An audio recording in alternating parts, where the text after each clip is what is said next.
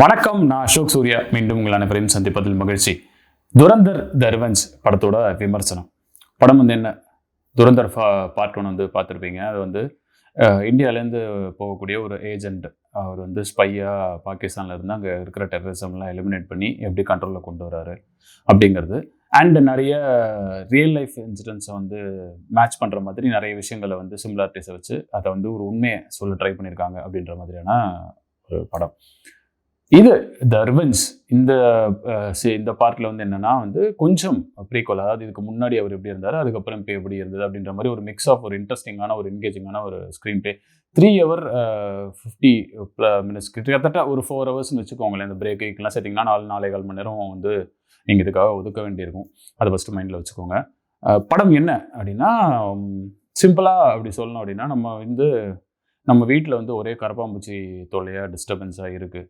எங்கேருந்து இந்த கரப்பாம்பூச்சி வருது, எவ்வளோ அடித்தாலும் வந்துகிட்டே இருக்குது அப்படின்னு பார்த்தா நெய்பர் பக்கத்து வீட்டில் இருக்கிற இடத்துலேருந்து வந்துகிட்டே இருக்குது அப்படின்னு பார்க்குறோம். ரொம்ப நாளாக நம்மளும் வெயிட் பண்ணிகிட்டே இருக்கோம், ஒன்றுமே பண்ணாமல். சரி, முடிவு பண்ணிவிட்டு இனிமேல் எதிரி வீடாக இருந்தால் என்ன, பக்கத்து வீடாக இருந்தால் என்ன, எந்த வீடாக இருந்தால் என்ன, இறங்கி செய்வோம், அதை கிளியர் பண்ணுவோம் அப்படின்ற மாதிரியான ஒரு கான்செப்ட் தான். அதே தான் இந்த படமும் உள்ளே இங்கே நம்ம நாட்டுக்குள்ளே இருக்கக்கூடிய ஒரு டிஸ்டர்பன்சஸ், அதை எங்கேருந்து வருதுங்கிற அந்த ரூட் காஸை ஐடென்டிஃபை பண்ணி அந்த ரூட் காஸை கிளியர் பண்ணுறாங்க.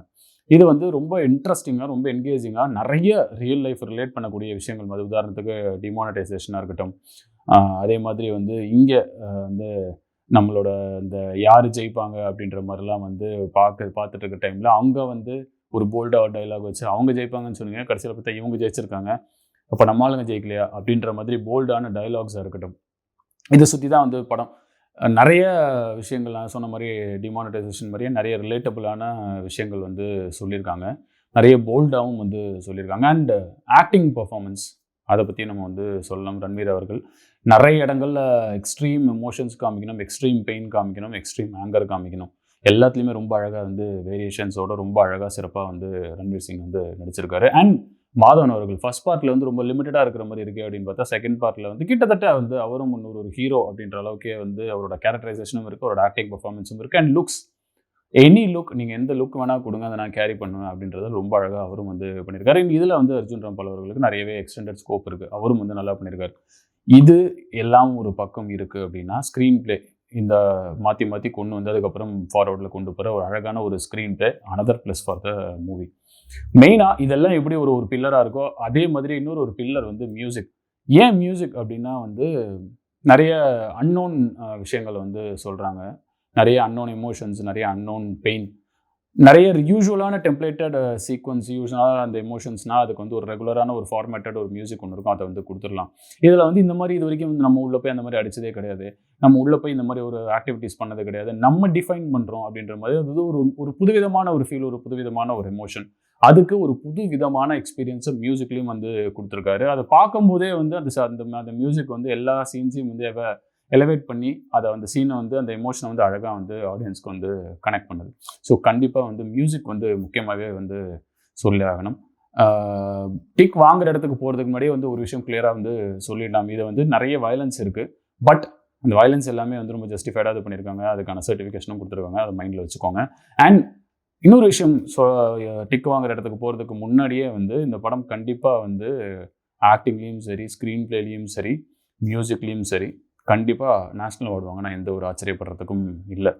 அண்ட் டிக் வாங்குற இடம் என்ன அப்படின்னு பார்த்தா, தாராளமாக ஆக்டிங் பர்ஃபார்மன்ஸ், ரன்வீர் சிங்காக இருக்கட்டும், மாதவன் அவர்களாக இருக்கட்டும், அர்ஜுன் ராம்பாலாக இருக்கட்டும், சாரா அர்ஜுனாக இருக்கட்டும், அண்டு கூட சப்போர்ட்டாக இருக்கக்கூடிய நிறைய சர்ப்ரைஸ் எலிமெண்ட்ஸ், சஞ்சய் தத், இந்த மாதிரி நிறைய பேர் இருக்காங்க. இவங்க எல்லாமே ஆக்டிங்கில் எக்ஸ்ட்ராடனரியாக பண்ணியிருக்காங்க. அவங்களோட கரியர் பெஸ்ட் அப்படின்னு சொல்லலாம், அதில் எந்த சந்தேகமே கிடையாது. கண்டிப்பாக அங்கே டிக் வாங்கும். ஏற்கனவே சொன்ன மாதிரி music it's another pillar of the movie.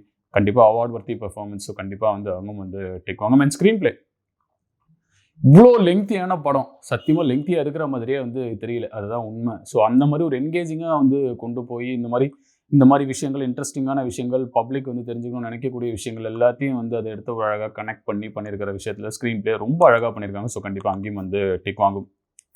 And tick வாங்காத இடம் ஏதாவது இருக்கா அப்படின்னா, அதிகபட்சம் சொல்லணும் அப்படின்னா லெங்க்த் அப்படின்னு ஒரு சிலர் ஃபீல் பண்ணலாம். ஒரு சிலர் ரொம்ப வயலன்ஸாக இருக்கே, ஓகே நீங்கள் எமோஷன் கன்வே பண்ணுறீங்க, பட் இவ்வளோ கோரா, இவ்வளோ வயலண்ட்டாக சொல்லலாமா அப்படின்றது உங்களுக்கு ஒரு சிலருக்கு தோணலாம்.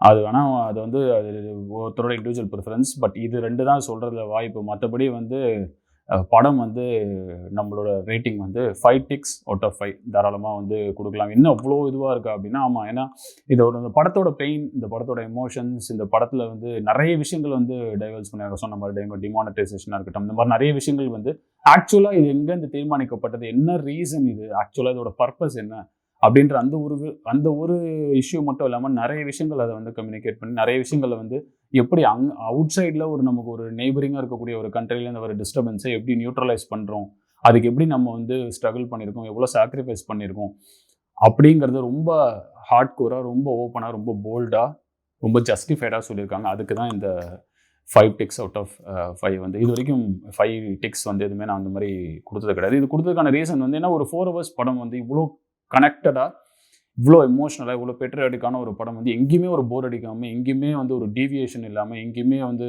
ஒரு ஒரு வல்காரிட்டிக்குள்ளே போகாமல், இதுதான் சப்ஜெக்ட், இதை ஒட்டி தான் நாங்கள் இருக்க போகிறோம், இதில் வந்து நாங்கள் சொல்லுவோம் கரெக்டாக 4 ஹவர்ஸாக வந்தாலுமே கூட பரவாயில்ல, நம்ம சொல்லுவோம், ஆடியன்ஸ் வந்து என்ஜாய் பண்ணுவாங்கன்ற அந்த கான்ஃபிடென்ஸோட, அந்த ஒரு போல்டான டயலாக்ஸோட, அந்த ஒரு வண்டர்ஃபுல் கிரிப்பி என்கேஜிங் ப்ரெசன்டேஷன் கொடுத்ததுக்காக தான் அந்த 5 அவுட் ஆஃப் 5 டிக்ஸ். தாராளமாக இந்த படம் வந்து நீங்கள் தியேட்டரில் பார்க்கலாம். வயலன்ஸ் மட்டும் அந்த ஞாபகம் வச்சுக்கோங்க. மற்றபடி ஒரு நல்ல என்ஜாயபிள் எக்ஸ்பீரியன்ஸாக இருக்கும்.